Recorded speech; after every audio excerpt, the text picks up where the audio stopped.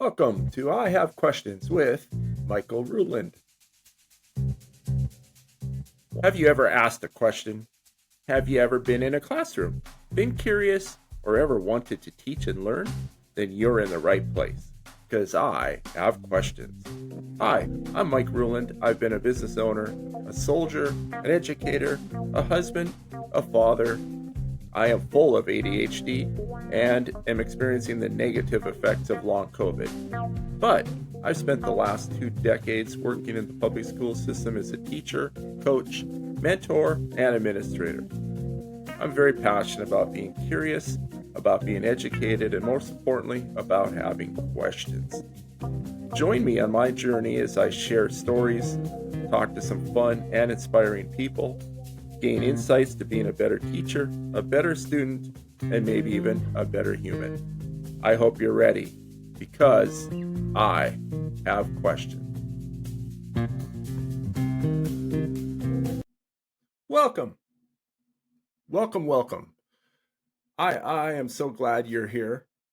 How are you doing? I sure hope you're doing well. Hey, shout out to all of you for taking some time in your life to spend it with me. I really am eternally grateful.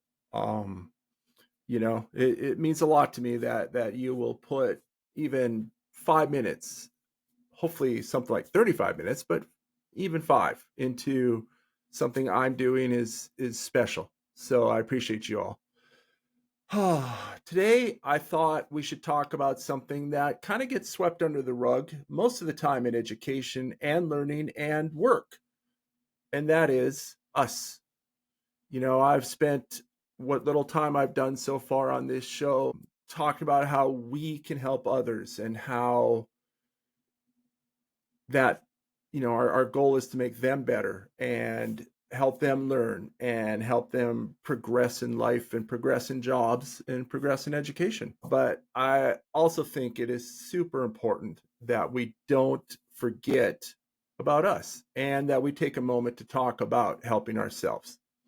So, today I have a guest who is someone that is very soft spoken, but brilliant at what they do. And I think they can help us understand a little better how helping others is actually helping us equally, if not sometimes more. So, you know, I'm ready. Are you ready? Well, then let's get going because I have questions. Yes. So, prior to this, I've been very focused on one moment in learning or educating or working and how we can help others in that moment. As I look back on my life and careers, well, is there a do-over button? That certainly wasn't a Staples That's Easy button, that's for sure. There are so many moments I wish I could have a mulligan on. I'm good with the overall process. I'm good with where I am. I'm great with my family and my job. But, you know, it's those little moments here and there that I wished I could do over. We all have to live with that old hindsight is 2020 saying and model. And I've absolutely had my share of those. I think most of those moments all really did come from the right place in my heart and my mind. But I also think most of those times my heart and mind, didn't have enough information or education or life lessons or knowledge. And I kind of think this might be one of the most important, is enough empathy. There are countless times I pushed students and athletes in my classrooms and on sports to do better and be better, not because it was the thing to do, but because I truly believed they could do better. But I know for a fact I didn't always convey the reasons for pushing them or sometimes push them in positive ways. And like all humans, who knows what was going on in my life at that moment that I let affect my behaviors where I was. But knowing all this, I also think that I have absolutely learned from those times. Most importantly, I have learned from those kids and teachers and adults and workers who had to both handle the situation well and not handle it so good. And I've been thinking about this, and one moment that really stands out in my life that actually absolutely changed my life was a time years ago when I was in my classroom, the old portable in the back 40, and my TA, a teacher's assistant, and I were talking. My TA was not happy with the coach he was dealing with at the time, and they were telling me about it. And I happened to have been a coach for this person for a couple of years prior to this, and at some point during our conversation brought up that I knew for a fact that I yelled more than their current coach. I ran them more than their current coach, and I certainly pushed them more than their current coach. You know, my TA, an 18-year-old young man still in high school, immediately looked me in the eye and answered with, "But you did all those things with love, R." Oh, it was heavy. So, MC, if you happen to be listening, I don't know if you even remember this, but that statement made a huge difference in my life. And quite honestly, the lives of many others that came after you. I, I've held on to that thought. And, you know, I make sure that when I am fired up, which happens a lot, that when I'm fired up, that it really is out of love and the pursuit of making us all better. So, you know, thank you, MC. I appreciate you. Let's get on to a guest, shall we? All right. Finally, somebody other than me talking. So, my guest today is someone who absolutely loves traveling, loves living, loves experiencing. Margaret is all about the little moments and the calm, quiet approach. And, you know, for those of you who know me, well, I almost described myself there. Okay, maybe not. In actuality, she is probably the absolute opposite of me in that I highly doubt she's ever been fired up and gone full blown drill sergeant on somebody. I think she's watched me do that a few times. Yet, as a high school counselor for 26 years, somehow doing what she does is a perfect mix between being a people person and an introvert. Anyway, Margaret Russ is a high school counselor, a great human, and someone I'm very lucky to call a friend and a coworker. Margaret Russ, welcome. How are you today? Hanging in there, Mike. You know, it was a day at school, let me tell you. Yeah, I find myself missing days, but sometimes when I hear that answer, I'm not sure if I should miss it or not. Anyone in public education will know what that means. It was a day, Yeah, but it here we was are, a and day. I'm glad to see you. Yay, I'm glad to see you too. All right, are you ready? Let's do this. Let's do this. I'm hope so because Margaret, I have questions. All right. So I've been talking about how we get so focused on helping other people that, you know, we tend to forget or not even acknowledge how important sometimes those people are to us and the things they do and say actually help us. So I know as I look back on every one of my students and teachers and parents, and they have all had a huge part in making me who I am today and how I interact with learning and teaching. So, Margaret, in your world of 26 years of a counselor, Mhm, have you found this to be a similar case for you? And, you know, how has it impacted your work today? mhm.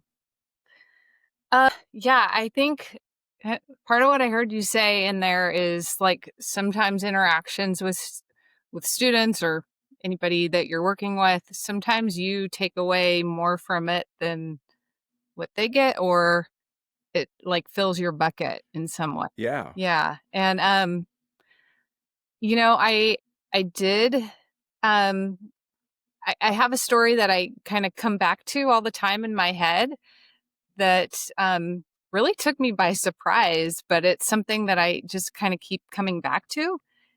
And it was about, I don't know, like maybe 6 years ago, I went to a protest, which I didn't always do and don't always do. But I went by myself and I thought, I'm just going to check this out. I won't, since I still work in public ed, I won't talk about what it was but I went by myself and I'm in the crowd and there was a young college student who was brought up on the stage. There was like a series of speakers and she comes up and I'm like, I know her. She was my student. And she um she started talking about this particular issue and how she'd become an activist. And in the middle of her speech, she's talking about, and I had a high school counselor who really helped me. I felt safe and a place to go. And I'm in there like, wait a minute, she's talking about me. That's me. And I was really blown away. I mean, she said all these flattering things about, high school counselors and or what I had done for her. And honestly, I was kind of racking my brain going like, I mean, what did I do that was so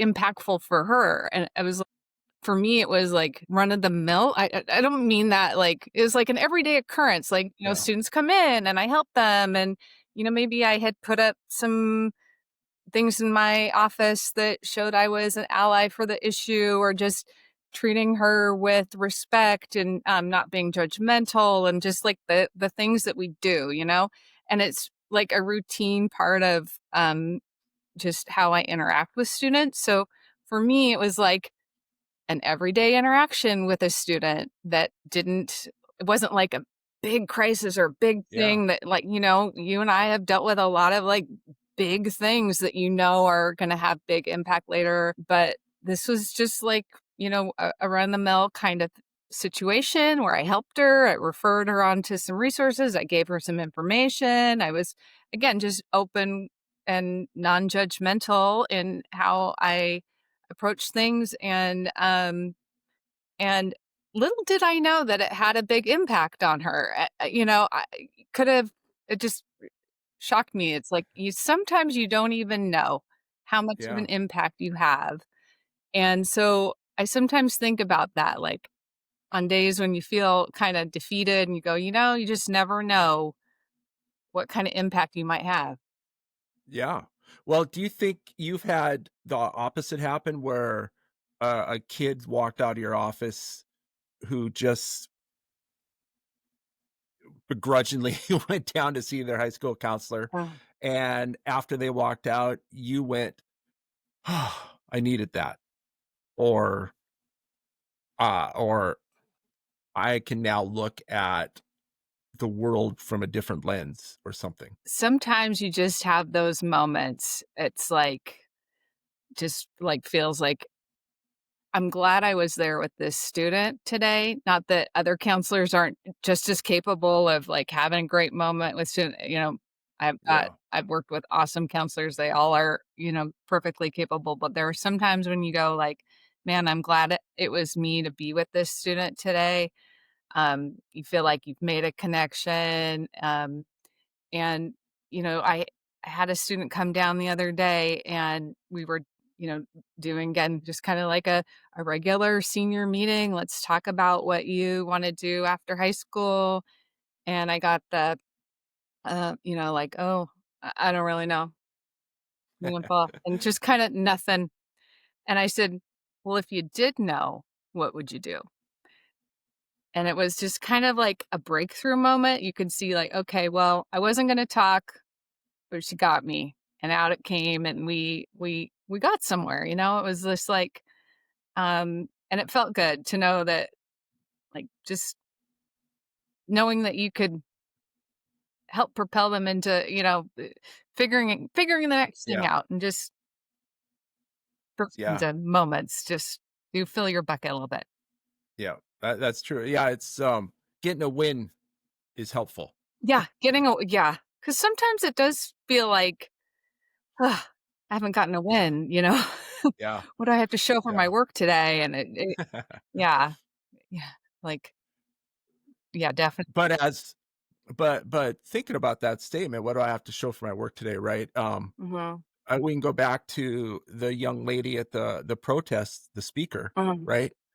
Uh, Sometimes I don't know that we actually know mhm, what we did that day oh, because no one sometimes tells us, right? right? And so I you just kinda have to keep doing everything we can to do the best we can, I right? know, you don't always get the validation at the end, and Yeah, it's nice. I guess that's why that story about the student at the protest sticks out to me because you don't always get that validation or that closure to know, like, "Okay, we did good stuff here," and it's nice to get it when you do, you know? yeah, yeah, exactly.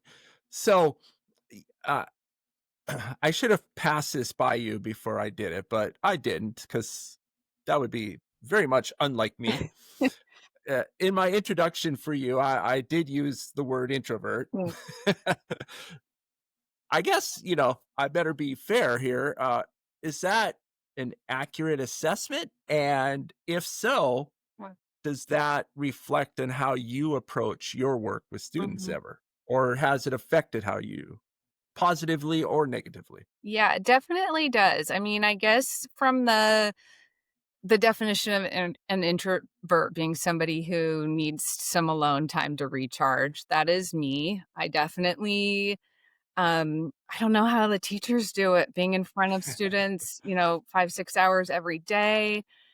Like, I just need more kinda quiet time built into my day. I don't always get it. Sometimes it's like boom, boom, boom, boom, boom, boom, boom, Yeah, that's the way it is, but then I go home and I do need just, like, to go for that walk or do something.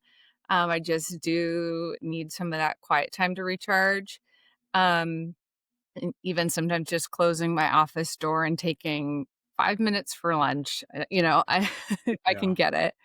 Um, but yeah, so I would say it's accurate and how it influences my work with students, I think, I love to listen. I feel like I get so much out of students, I mean, here's like counseling skills 101. We learn to like ask our open-ended questions and then yeah, I can sit there in silence.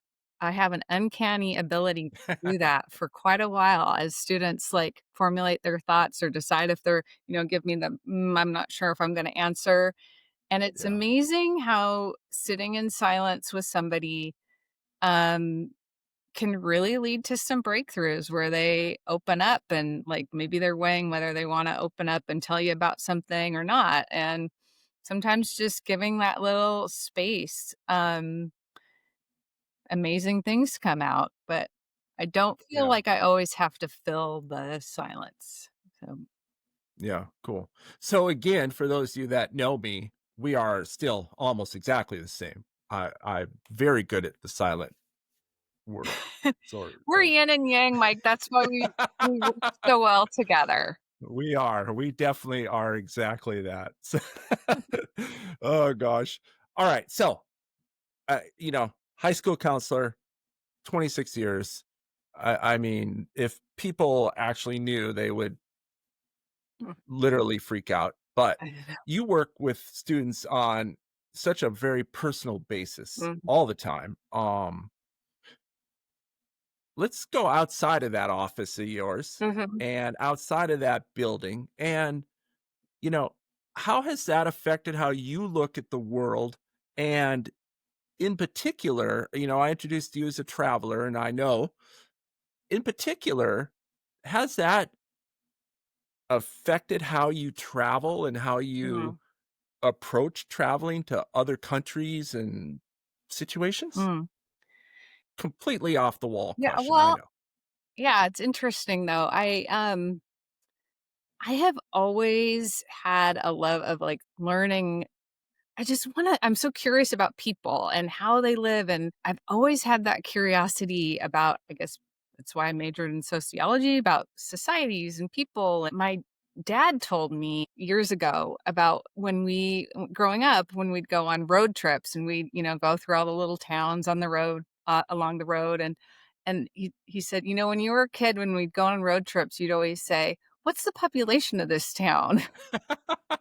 And I Important. know the important stuff. Like, I just wanted to know what it's like. Like, to me, I think I would ask that question because I wanted to know, like, what's it like to live there? Is this a small Yeah. town? Is it, even as a little kid, I wanted to know that stuff. So I just my favorite part about travel is getting to live like a local for a while. If you can put your feet down and in some city and experience what life is like there, that's what I love. But just also exploring, people and cultures and, just kind of having a broader worldview. It definitely helps you in schools and being a counselor.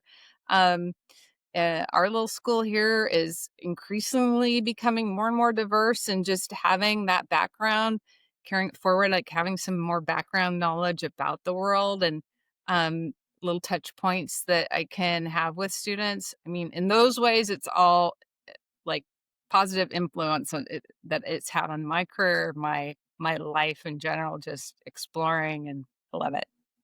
Yeah. Awesome. So as we wrap up, I always end with this. So your turn. What have I missed? Or do you have any questions from our extremely short time together? I've been thinking about this, like how, filling your bucket and sustaining through what is a really stressful job. And it made me think back to working with you and, really, Sorry. they're one of the best bosses I ever worked for right there. Thank you. Um, but just, it made me wonder, like, how do you do it? How do you sustain your own energy for the job without feeling burnt out? I mean, just to give an example, not just working with really complex student issues all the time, but as an administrator, there's the staff also. Yeah. And being in this building, everybody would line up outside your door wanting to talk with you. And one thing I always appreciate about working with you, Mike, is whenever I needed to talk with you, process something with you, whatever, even if you were busy and you're running out to go to another meeting, you would never make me feel like I was a burden. You always gave time, like, it made me feel like what I had to say was important. And I know other people felt that way too. But was like, how did Mike do it? With just making everybody feel like they were important and feel heard, without without burning out. I don't know, maybe you did, but so that's my question for you. How do you do it? Oh my. Holy smoly. That's wow. I don't know if I like being on this end of the question and answer format. You know, I have no idea. I do know this. I I loved I loved education. I still love education. Mhm, And if I wasn't sick, I would still be doing it. And I wouldn't be doing this though, mhm. which it's still very new and people are still like he sucks at it, but I like it. So, they'll get over it. Um I, I don't know. I will say that I think every single day I made mistakes and every single day I went home at night and I wished I could have a bunch of do-overs. And to be frank with you, I think that kept me quite frankly, kept me driving, Mhm, kept me going. uh-huh, Um, I always wanted to do a little better the next mhm, day. And, that doesn't really answer your question about the burnout. I think, uh, well, I haven't hidden this as part of this podcast operation either. I I am clinically ADHD mhm. and dyslexic and a couple other things going on. And to be honest, I think that helped. Mhm. Uh-huh. It kept my motor running. Mhm. My wife will tell you that once every month or 2, there would be a couple days of Ye crash, like, Mhm. Would he's not coming out of the bedroom. be hard to sustain. Had to recharge, but I I just I don't know, I chalk it up to I loved education and I loved my job, Mhm. and I absolutely loved the kids and the teachers and the parents that I worked with, and as everybody was just doing their best. It's It's an for sure. impossible job, and, I think it as an administrator, it was my purpose to try to make an impossible job easier for everybody else, Mhm. and, eh, what I went through was for those above me to deal with. Mhm. Mhm. That I guess that's how I looked at it. It might be a little bit of that old North Dakota farmer mentality Yeah.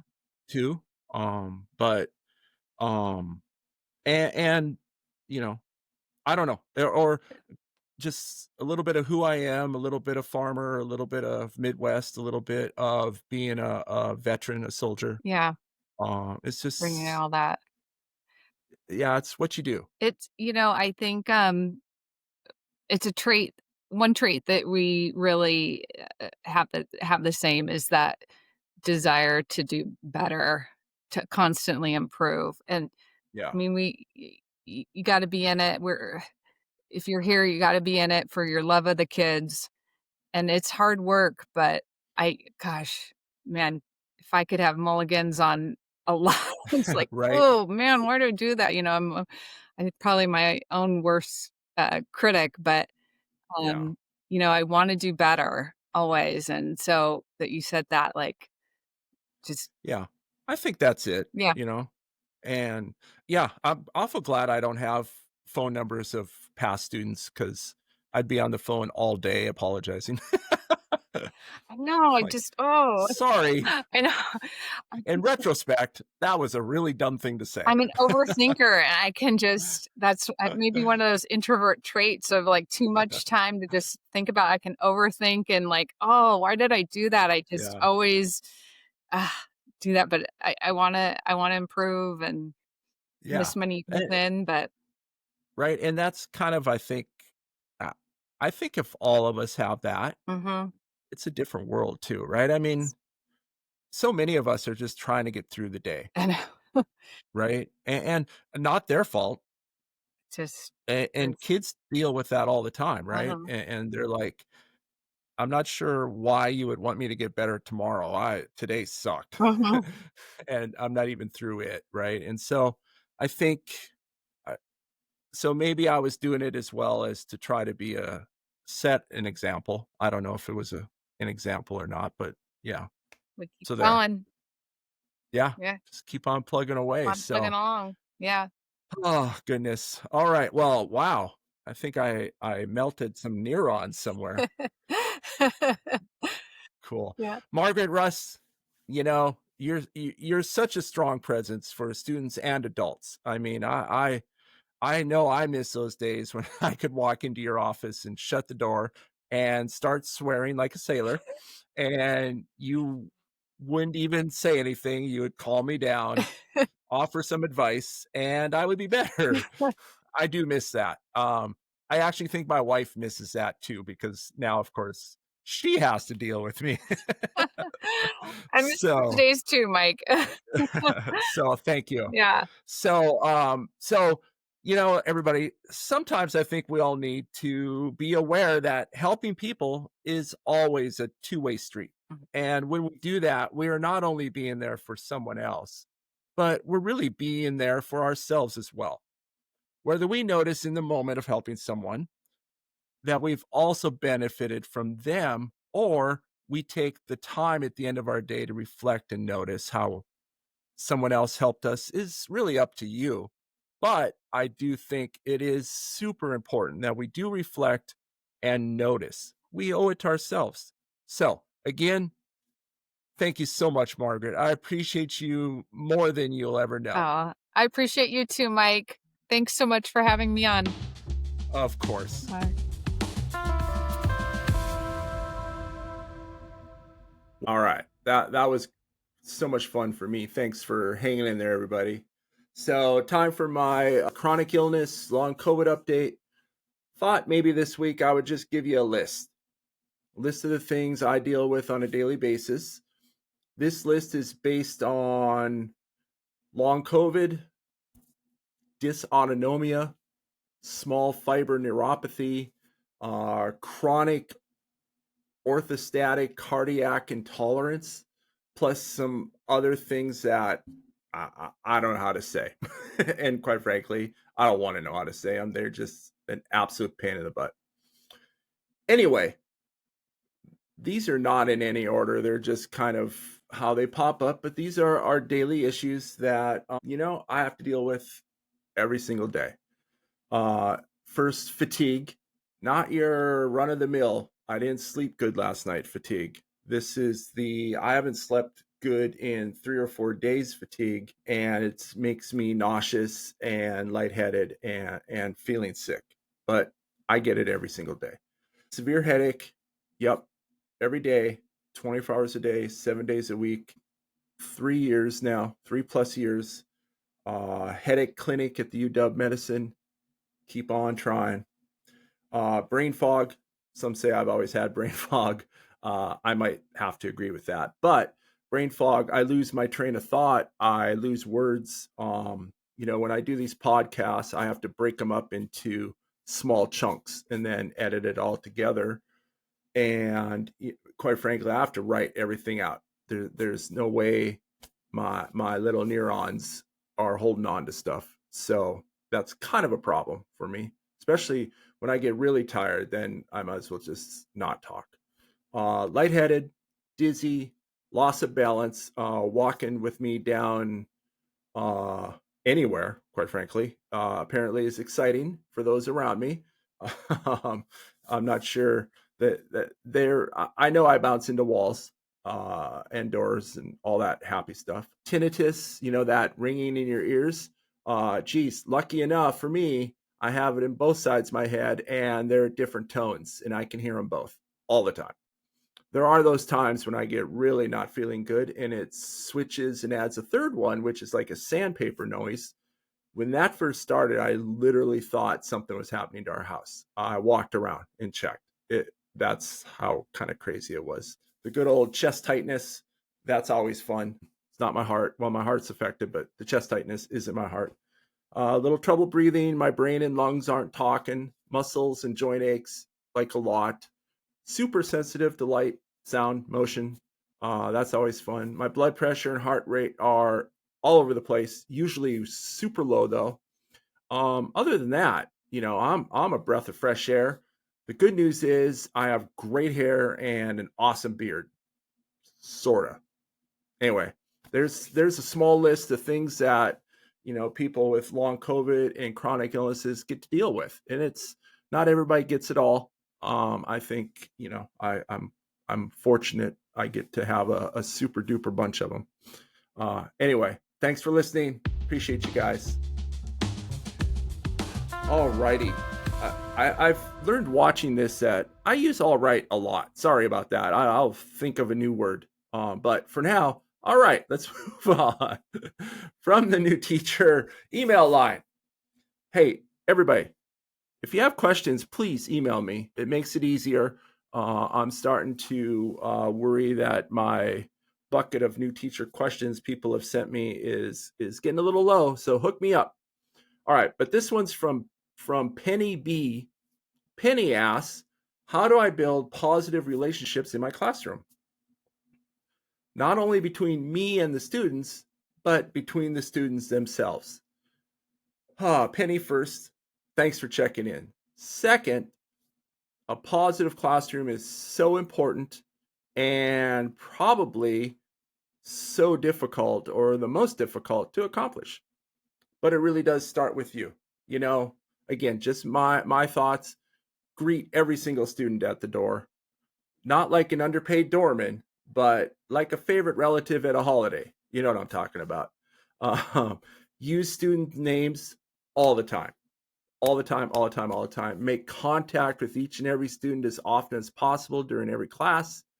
Give shout outs, positive feedback in the open. Be culturally responsive. Treat every student the way you want to be treated, and you're headed in the right direction. Let everybody see it. All right. Good luck, Penny. Let me know how it's going. Moving on. Like I mentioned earlier, email me. So please touch base with me. Questions, concerns, comments, hints, whatever. I'll take it. I've been an assistant principal. I think you'll have to get pretty crazy to hurt my feelings. Um, so just, email me. I have questions 2025@gmail.com.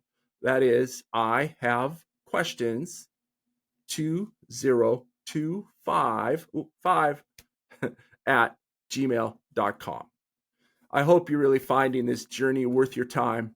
I'm hoping that you're getting something useful out of it. Again, maybe it's just killing time. I'll take that. You're not always going to agree with everything I say or do. You're not going to agree with everything my guests say or do. Nobody is and nobody does. All of us are going to make mistakes throughout our whole life. And, to me, it's what we do with those mistakes that's important. So I appreciate you all. I hope you give me another try next week. Hit subscribe, hit like, hook me up. This is what I got going on. So have a great week. All right. Oh, P.S. I am having some serious trouble reading lately. I have 2 books going, and both are just ridiculously tough reads for me. Sometimes you roll through a book, and other times, not so much. So what do? I decided to do the smart thing for me. Yep. I started a 3rd book. I can't even keep 1 book straight. But this one, Stanley Tucci Tastes My Life Through Food. I do love me some Stanley Tucci. Not sure he knows it, which is probably fine. Anyway, as I'm just starting it, I wondered what taste really is. I mean, we all have taste buds, right? Science says that all humans are 99.9% exact, and that most of the 0.1% that isn't exact, that's different, actually doesn't have any real effect on what we see and do. So then what the heck is it with taste? I mean, I hate liver and onions. Just, did I mention I hate it? Yeah. Ugh. Oh, good. Ugh. Ugh. I might have to stop talking right now. Anyway, my mom and dad love to tell the story of my dad feeding me my first ever liver and onions when I was a wee little lad.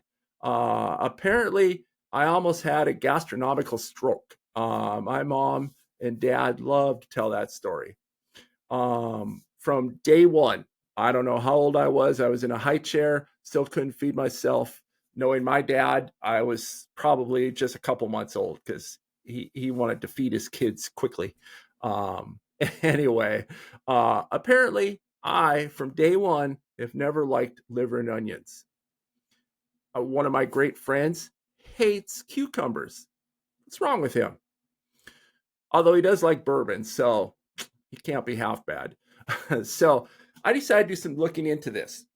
Turns out all of us have actually different numbers of taste buds on our tongues, which affect how people receive taste and how they have different taste receptors, which in a long run affects what we taste and what we like and what we don't like.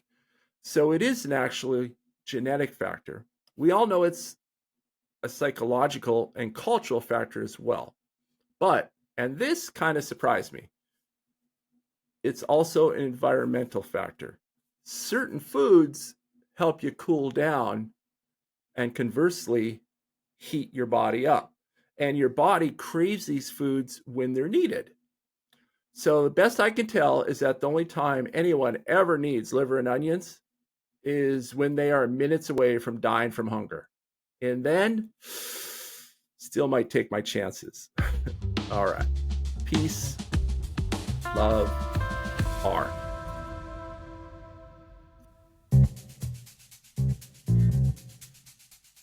This has been a production of SMEB LC Enterprises. Please give us a thumbs up, share us with others, and come back next week for another leg of our journey. Thank you for spending some of your valuable time and energy with us today. This is also a great time to reach out to someone in your life and just ask them, how are you doing? Don't wait until next week. And remember, it is always powerful to say, I have questions.